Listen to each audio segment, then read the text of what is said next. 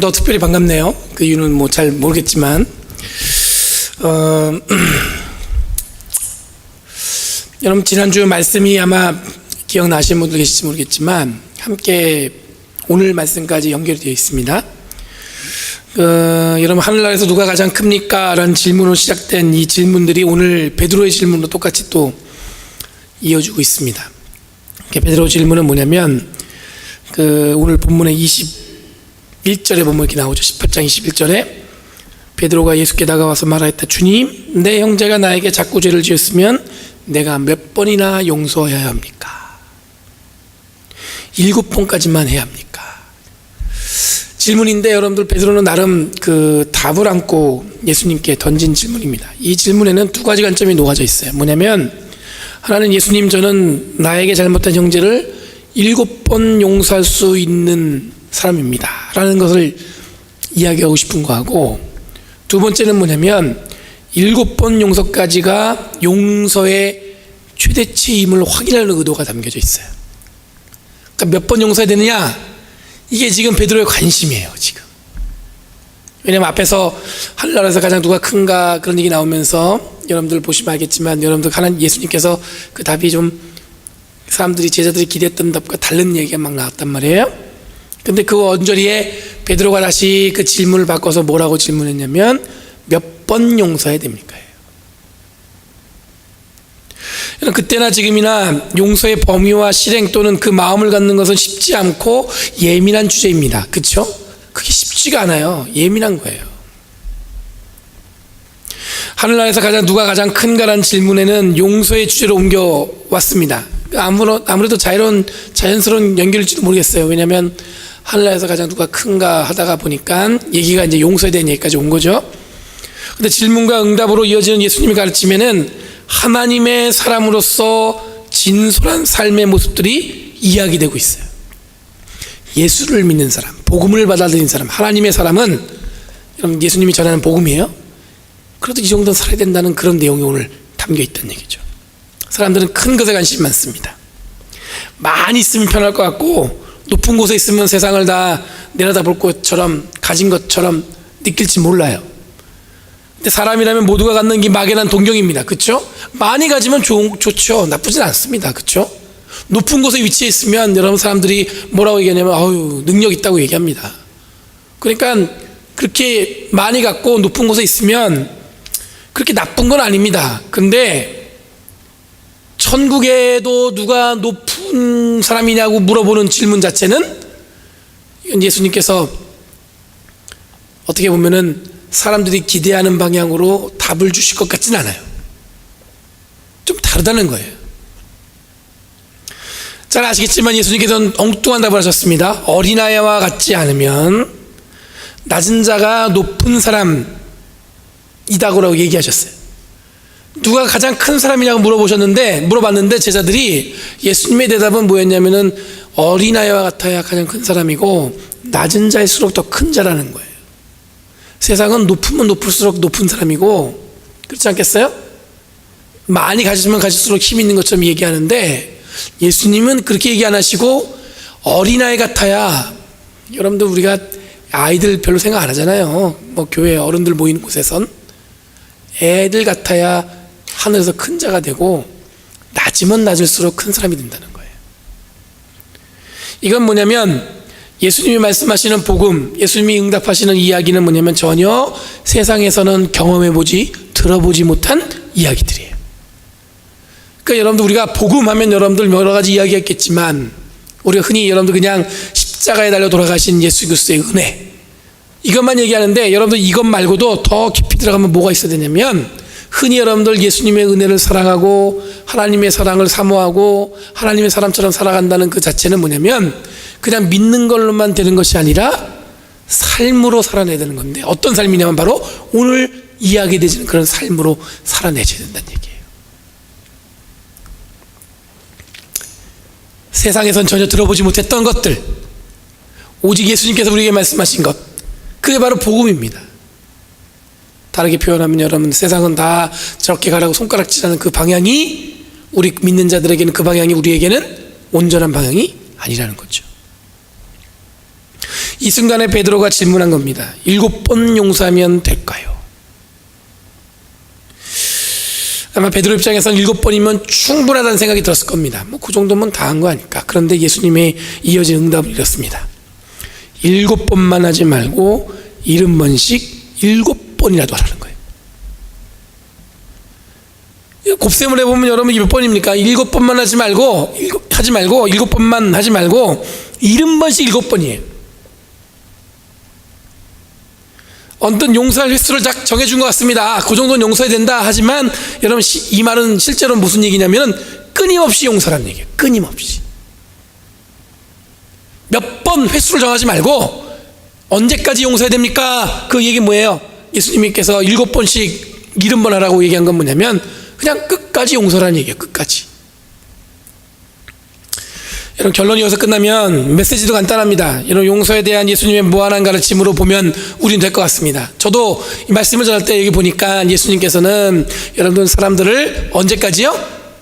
7번 70번씩 하라는 거예요. 70번씩 7번 하라는 거예요. 그걸로 끝나면 좋은데 예수님은 다른 이야기로 이 주제를 더 복잡하게 이어가십니다. 22절에 보면 왕이 등장해요. 근데 왕이 뭐냐면 예수님 말씀하시기를 하늘나라는 자기 종들과 샘을 가리는 어떤 왕과도 같다라고 얘기하고 있어요. 하늘나라에서 누가 가장 큽니까? 얘기했어요. 그렇게 말씀하셨단 말이에요. 여기 질문했단 말이에요. 예수님께. 근데 예수님께서 말씀하시기를 어린아이 같지 않으면 낮으면 낮을수록 그런 얘기 하시다가 계속 용서에 대한 얘기가 또 이어졌습니다. 자꾸 나한테 죄를 짓는 사람을 어떻게 해야 됩니까? 막 그런 얘기를 막 했단 말이에요. 그러다가 오늘 본문에 보면은 베드로가 딱 마지막으로 한 얘기가 뭐냐면 자기는 그래도 7번 정도는 용서할 수 있다는 얘기 했는데 예수님이 그러지 말고 70번씩 7번 하라는 거예요. 그러면서 이어지는 예수님의 말씀이 하늘나라는 이와 같은데 뭐냐면 마치 그 종에게 세무하기 위해서 종을 불러놓은 왕과 같은데 그 왕을 하늘나라 같다는 거예요. 여러분 하늘나라 하면 여러분 다른 말로 하면 천국입니다. 천국. 그렇죠? 우리가 천국 소망하면서 사는데 오늘 본문에서 보면은 여러분 천국이 이해하기 이렇게 힘든 내용이 없어요. 왕과 같다는 거예요. 오늘 말씀에서 소개되어지는 왕이 바로 뭐예요? 하늘나라는 이와 같다고 예수님이 말씀하세요. 그 내용을 한번 보겠습니다. 왕이 여러분들 종이 빚을 갚지 못하자 이 만 달란트예요. 여러분들 지금 우리나라 지금 돈으로 환산할 수 없지만 엄청난 빚이에요. 아마 평생 지은 빚이에요. 그것을 갚지 못하자 왕이 그 종을 불러놓고 뭐라고 얘기했냐면 그 빚을 갚는데 너하고 내 아내하고 너희 자녀들하고 그 네가 가진 모든 소유를 팔아갖고 그 빚을 갚으라는 겁니다. 그랬더니 그 종이 애원합니다. 제가 갚을 테니까 제발 그러지만 말아주세요 라고 부탁을 해요. 아주 간절히 애원했습니다. 그랬더니 왕이 어떻게 얘기했냐면 그 애원을 듣자마자 모든 빚을 탕감해주고 그냥 풀어줍니다.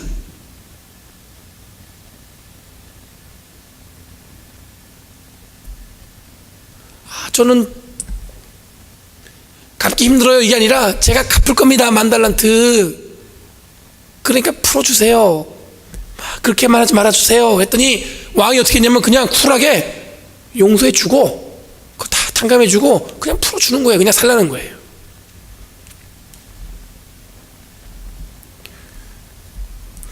여기서 종이 다 갚겠다고 애원한 것은 여러분들 그 애원은 불가능한 애원이었어요. 왜냐하면 평생 갚지 못한 그 빚을 그 왕이 불러갖고 벌을 준다고 하니까 지금부터 갚겠다고 했는데 왕이 볼 때 계산이 나오잖아요. 그걸 갚을 수 있을까?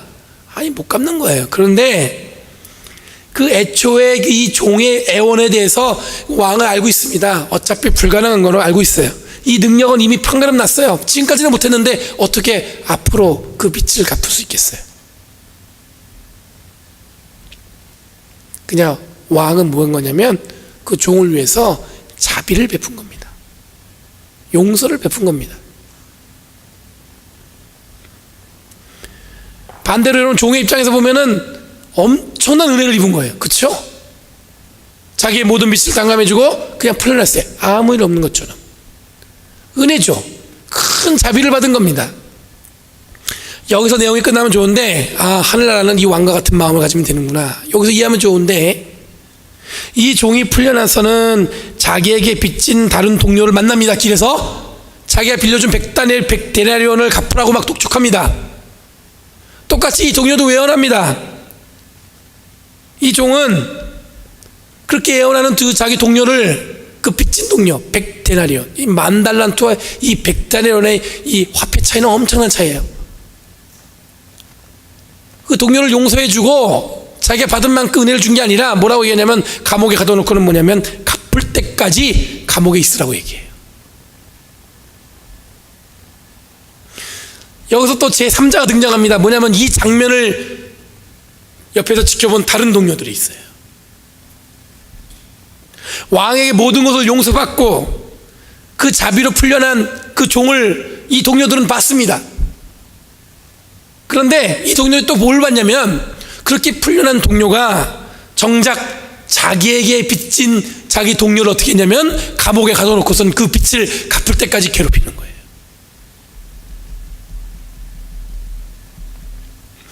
그걸 지켜본 동료들은 참지 못했어요. 마찬가지로 여러분들, 이 본문을 읽는 우리들은 이 종을 보면서 어떤 마음이 생기냐면 분노하게 됩니다.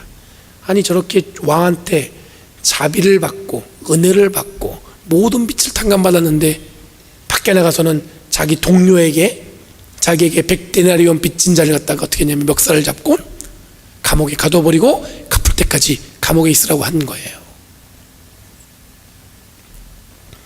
저뿐만 아니라 아마 이 본문을 읽는 모든 독자들은 아마 그런 생각이 들었을 겁니다.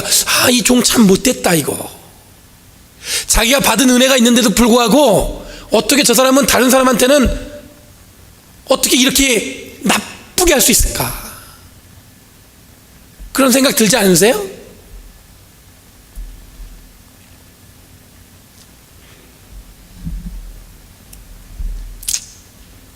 받은 은혜도 불구하고 다른 이에게 이 은혜를 베풀지 못한 이 종은 마땅히 다시 고발되어지는 게 마땅합니다. 이걸 지켜본 다른 동료들이 자기 주인에게 얘기해요. 이 주인은 뭐냐면 앞에서 왕이라고 표현된 사람이에요. 이래저래서 자기가 당신이 풀어준 그 종이 다른 사람한테 이렇게 합니다. 이어지는 본문에 여러분, 왕은 주인으로 표현되어지는데 그 주인이 이렇게 종을 꾸짖습니다. 뭐라고 얘기했냐면, 이 악한 종아, 내가 원하기에는 나는 너에게 그 빚을 다 없애주었다. 근데 내가 너를 불쌍히 여긴 것처럼 너도 내 동료를 불쌍히 여겨야 할 것 아니냐.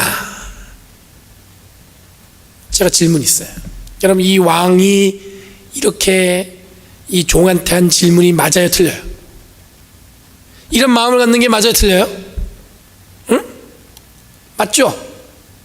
그렇게 통쾌하지 않으세요? 뭐 좀 대답 좀 해보세요. 그냥 이야기가 이야기예요? 아니, 자기는 은혜를 받아놓고 그 큰 돈을 다 탕감받아놓고는 자기에게 빚진 자기가 우리 멱살을 잡고 말이야, 돈 갚으라고 어쩌면 행패를 부린 거잖아요? 그래서 다른 사람들 볼 땐 저건 아닌 거야, 이거는. 아니, 자기는 은혜 받아놓고 어떻게 저럴 수가 있어? 그래가지고 그 왕한테 가서 얘기했단 말이에요. 그랬더니 그 왕이 불러갖고는 다시 얘기합니다. 너는 내가 너에게 베풀어준 자비는 생각하지 않고 은혜는 생각하지 않고 어떻게 너는 그렇게 하냐? 나처럼 해야지. 여러분, 근데 왕의 이야기가 맞다고 얘기하셨죠. 그리고 그 왕이 어떻게 합니까? 그 종을 감옥에 가두어요. 근데 여러분, 예수님 말씀을 기억해 보면 이 왕이 누구와 같다고요? 천국과 같다는 거예요. 하늘나라가 이와 같다는 거예요. 제가 이 본문을 읽으면서 처음에는 아주 간단한 본문인 줄 알았어요. 읽으면 읽을수록 굉장히 복잡해져요. 이게 간단한 이야기가 아니구나. 여러분, 이 종의 동료들과 왕의 행위는 정당합니다. 다 동의하셨습니다. 마땅히 이 종의 잘못된 것은 지적되어져야 하고 이 종을 징계하는 것은 정의가 실현되는 것입니다. 그런데 왕을 하나님 나라로 이해하는 우리들의 관점과 하나님 나라에서 가장 큰 자가 누구인가에 대한 질문은 용서라는 다른 주제로 바뀐 상황에서 우리들이 이 본문을 어떻게 읽어야 하는가에 대해서는 쉽지가 않아요. 이 상황은 동의하지만 여러분들 이 안에 여러분 여러 가지가 복잡하게 있어요. 언제까지 용서해야 됩니까? 하늘나라에서 가장 큰 자가 누구입니까? 또 여러분들 보니까 베드로는 7번만 용서합니까? 그런 이야기가 이야기되는 중에 갑자기 여러분들 이 종에 대한 이야기와 왕에 대한 이야기가 우리를 좀 이렇게 클리어하게 명쾌하게 여러분들 이 본문을 이해해 주는 게 아니라 우리를 더 복잡한 상황으로 몰고 간단 말이에요. 우선 여러분 정리해 보겠습니다. 왕의 행위는 이 본문을 읽는 모든 이들에게 정당하게 보입니다. 그렇죠? 똑같이 뭐냐면 이 종에 대해서 우리는 분노해요. 아니 자기는 은혜를 받아놓고 어떻게 자기에게 빚진 자에게 저렇게 냉정하게 그렇게 할 수 있을까?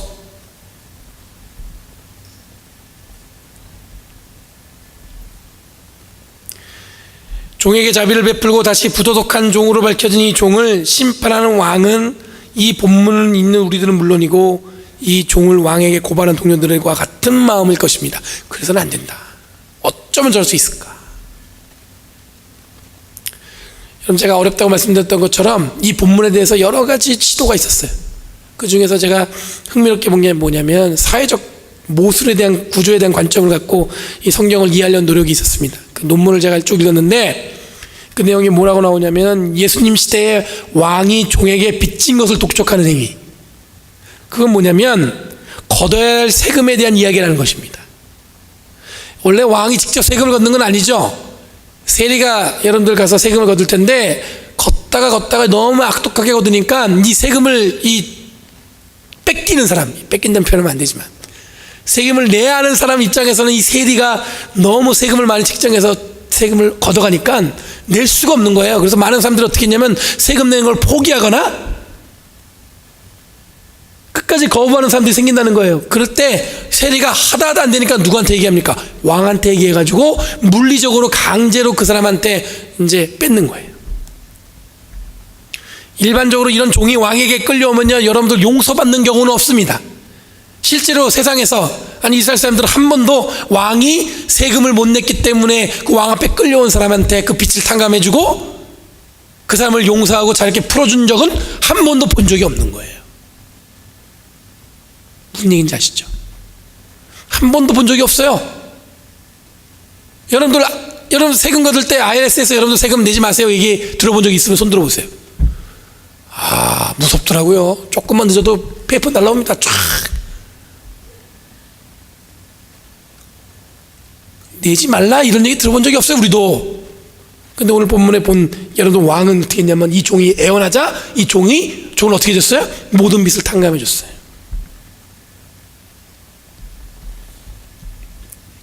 그런데 오늘 본문의 종은 분명히 왕의 자비를 통해 모든 빚을 탕감받고 풀려납니다.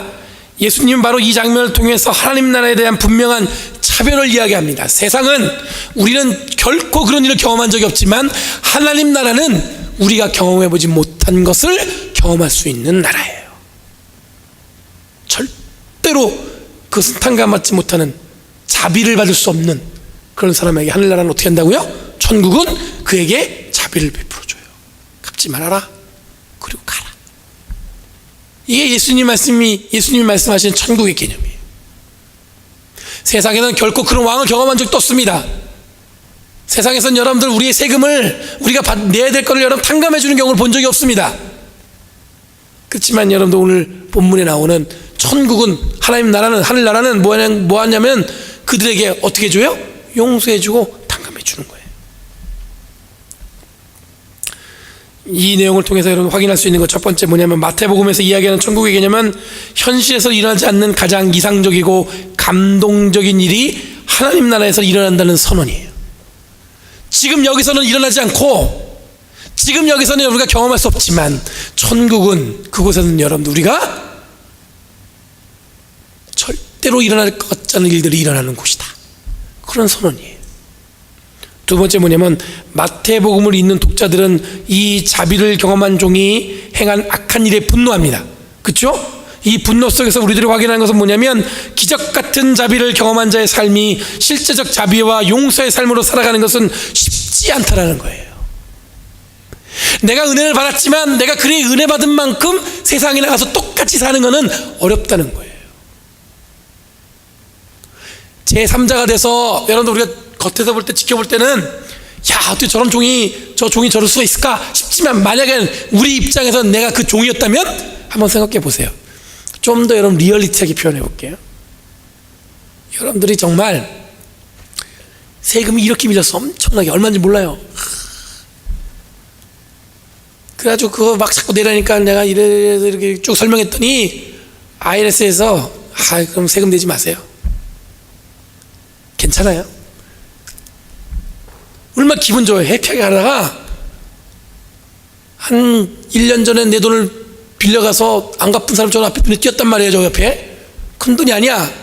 저 사람 보니까 화가 났어요. 그래가지고 너 왜 돈 안 갚냐? 내가 갚을 테니까 좀만 기다려달라고. 너는 내가 보니까 안 될 것 같아. 내가 볼 땐 넌 경찰에 고소해야겠다. 그래가지고 여러분, 이 장면을 여러분들 이렇게 바꿔보면 이렇게 할 수 있어요. 근데 여러분도 한번 생각해 보세요.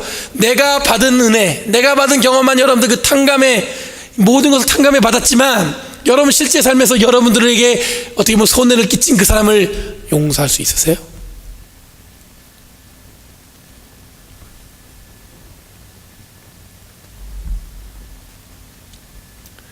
여러분, 하늘나라에서 가장 큰 자, 그리고 이어지는 용서라는 질문, 그 이어진 왕과 종에 대한 이야기는 서로 분리된 이야기 같지만 하나로 연결되어 있습니다. 하늘나라에서 가장 큰 사람은 용서받은 자가 용서하며 사는 사람을 말하는 것입니다.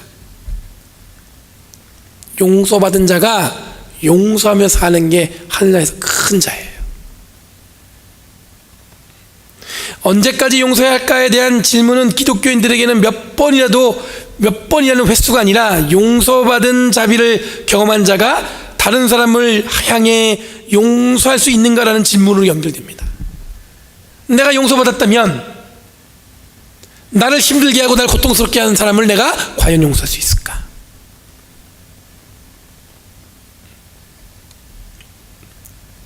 실제로는 우리들의 삶에서는 용서라는 주제는 남이 그러지 못하는 것에 우리들은 분노하지만 정작 자신에게는 관대한 게 우리들의 모습이에요. 어쩌면 사람이 그럴 수 있어? 이런 얘기를 하지만 실제로 여러분들 그 용서라는 관점에서 내 모습은 뭐냐면 나에게는 관대해요. 나도 용서받은 적 있고 누군가의 은혜를 받은 적 있지만 내가 당한 거는 여러분들 끝까지 주의하죠. 여러분, 저희 교회에서 화요일마다 커피 모임을 진행하고 있습니다. 그렇죠? 그래서 이번에 책을, 그 전까지는 사람이 선물이라는 책을 이제 그걸 다 읽고 커피 마시면서 책 읽는 이야기를 나누다가 이제 책을 좀 딴 걸로 바꿨는데 이제 숨어 계신 하나님이라는 책이에요. 근데 그 숨어 계신 하나님이라는 그 글은 김용복 목사님이 쓴 건데, 그 영화 밀양을 보고 그 책을 읽어나가야 되기 때문에 영화를 봐야겠다 해가지고 사전 심의를 해서 제가 먼저 봤어요. 왜냐면 영화가 어떤지, 야한 장면이 나오는데 같이 보면 좀 그렇잖아요. 그렇죠? 영화 내용이 어떤지 본 적이 없기 때문에 그 밀양이라는 영화를 봤어요. 근데 여러분들 그 안에 굉장히 복잡한 주제가 담겨져 있더라고요. 근데 그 중에서 여러분들 가장 크게 다가오는 주제는 뭐냐면 그 여자 주인공이 전도인이라는 배우인데 남편을 잃고 아들만 데리고 남편 고향으로 내려옵니다. 근데 그곳에서 자기가 피아노 학원을 여러 개 하다가 사람들이 혼자 있는 거, 여자가 혼자 있는 거 무시할까봐 그냥 돈이 없는데도 돈이 많은 것처럼 행세를 한 거예요. 뭐 땅을 사야 된다, 뭐 건물을 세우겠다, 막 이렇게 얘기를 한 겁니다. 이유는 뭐냐면 사람들이 자기를 타지에 사니까, 여자 혼자서 아이 데리고 무시할까봐 어떻게 보면 그렇게 한 거예요. 근데 그걸 진짜로 믿고 그 아이가 다니던 학원에 있는 원장이 그 아이를 납치해다가 죽여요. 근데 그 진행되는 그 과정이 너무 순식간에 막 지나갑니다. 근데 그 앞에서 장사하고 있는 약국에 있는 분들이 계속 끊임없이 전도를 하면서 이 전도인이라는 배우가 그 역할을 맡은 그 역할 속에서 진지하게 하나님을 만납니다. 그 정말 엉엉 울면서 자기 아픈 것을 막 고백하고, 어디까지 갔냐면은 같이 이러면 속회 모임 우리가 하잖아요. 속회 모임 속회하는 친구분들한테 이야기하기를, 내가 그 살인자 자기 아이를 죽인 사람을 용서해야겠다는 마음이 생겼다는 거예요. 그래서 면회를 가겠다는 거예요. 그래서 같이 교회 신앙생활하는 사람들과 같이 그 교도소로 가서 면회를 합니다. 근데 면회를 하고 나서 딱 만나서 자기가 용서한다는 얘기를 했는데, 먼저 자기가 그 얘기를 하기 전에 그 사람이 감옥에 있으면서 예수님을 영접했는데 하나님이 자기에게 평안을 주셨다는 그 말에 이 주인공이 속된 말로 꼭지가 도는 거예요. 자기도 용서하겠다고 왔지만 하나님이 주신 은혜에 자기가 평안함을 얻고 용서받았다는 거예요. 그때부터 주인공이 어떻게 바뀌냐면 하나님께 반항을 해요.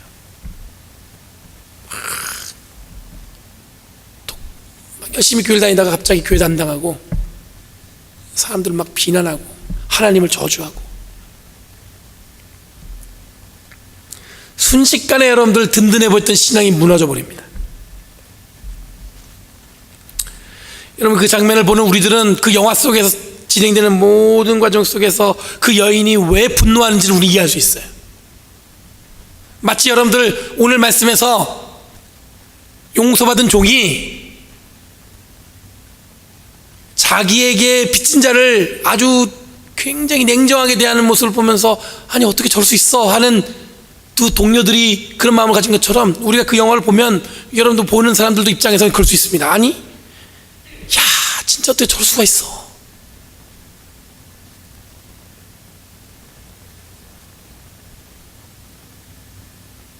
밖에서 여러분 볼 때는, 여러분들 우리가 볼 때는 아니 어떻게 저럴 수 있어 이런 마음을 갖게 돼요. 그러면서 함께 분노합니다. 그 납치범에 대해서 분노하고, 그리고 다 답답해합니다. 우리가 아는 하나님이 얘기하는 용서, 그 사랑은 우리가 알지만 어떻게 저 여인한테 그렇게 참혹하게 다가올 수 있을까? 용서가 주제인 것처럼 보이지만 오늘 본문과 연결해 보면 사실 내가 받은 은혜를 어떻게 남에게 베풀며 살아가는가라는 삶의 이야기가 주제예요. 그러니까 여러분들 우리가 용서받는 것, 용서하는 것, 여러분들 그냥 단순히 용서할 수 있냐 없냐 이걸 물어보는 게 아니라 지금 우리에게 벌어지는 삶에 대한 이야기란 얘기예요. 우리 삶이 여러분 단순합니까? 복잡하죠? 간단합니까? 간단하지 않습니다. 다양한 사람의 감정을 이해해야 되고 다양한 여러 환경을 이해해야 됩니다. 오늘 등장하는 왕은 우리들에게 진정한 하나님 나라의 힘이 무엇인지를 보여줬습니다. 모든 빛은 없던 것으로 하고 풀려난 종, 이것은 다른 표현을 하면 은혜 받은 종입니다. 그렇죠? 그런데 이 종은 자기가 받은 은혜를 누리고 베풀고 살아가지 못합니다. 받은 것은 쉽지만 본인이 하는 것은 쉽지가 않아요. 받은 대로 자기가 받은 만큼 살면 되는데 그렇게 살기 쉽지 않다는 거예요. 하늘나라는 이런 자에게 냉정합니다. 왕은 다시 이 종을 감옥으로 가둡니다. 통쾌해 보이지만 곱씹어 생각해보면 우리들의 진실된 모습과 마주쳐요. 본인은 자비를 구하고 그것을 간절히 애원하지만 자기가 그 자비와 용서를 해야 할 때는 우리는 냉정해져요. 내 손해를 계산하고 내가 아픈 거, 내가 받은 상처를 계산하게 됩니다. 어쩌면 어떨 때는 내가 받은 은혜나 자비나 용서는 아예 기억을 하지 못해요. 이게 일반적인 사람의 삶입니다. 하지만 적어도 이 이야기에서 이 종의 행위에 분노한 우리들이 해야 할 일은 뭐냐면 받은 은혜 베풀며 사는 것을 하나님 나라의 삶으로 받아들이고 믿는 것입니다. 온전한 믿음은 받은 은혜를 세상에 실천하며 살아가는 것입니다. 하늘나라에서 가장 큰 자는 예수님의 가르침을 실천한 사람입니다. 쉽게 말로 간단해 보이지만 진지하게 하늘나라 소망하면서 살아가는 삶이 믿는 자에게 필요합니다. 저와 여러분은 이미 용서받은 줄 믿습니다. 하나님 은혜 가운데 용서받으셨죠? 우리 용서받았습니다. 용서받은 우리들이 할 일은 뭐냐면 용서하는 일이에요. 그러니까 여러분 베드로가 질문한 몇 번 해야 됩니까? 이해 자체가 틀렸다는 거예요. 용서받은 자는 여러분도 용서해야 되는 겁니다. 적어도 용서받은 것을 기억하지 못하면 안 된다는 말씀입니다. 하늘나라에서 가장 큰 자는 바로 누구냐면은 바로 용서하는 자인 줄 믿습니다. 여러분 우리가 받은 은혜 이 종과 같은 모습 살지 마시고, 어쩌면 여러분도 제3자 입장에서 그것을 들여다보는 사람의 마음은 판단은 간단할 수 있어요. 근데 여러분, 우리 삶에 부딪혔을 때 나에게 용서해야 된다는 그 상황을 만들어간 사람이 분명히 존재합니다. 그럼 여러분, 우리가 기억할 건 뭐냐면, 우리가 받은 은혜, 우리가 받은 자비, 우리가 받은 용서도 어떻게 된 거예요? 뭔가 대가를 바라고 주어진 것이 아니라 하나님께서 전적으로 우리의 삶에 개입하셔서 우리에게 선물로 주신 것이라는 것을 기억하시는 저와 여러분들에게 간절히 바랍니다. 받은 선물 돈 주고 팔 수 없습니다. 그렇죠? 받은 선물 거둬주는 거 당연합니다.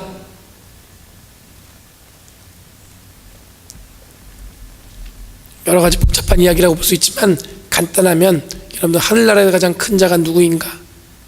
그것은 뭐냐면 받은 은혜를 받은 만큼 이 세상에서 살아가는 거예요. 천국은 그런 자들의 것입니다. 기도하겠습니다.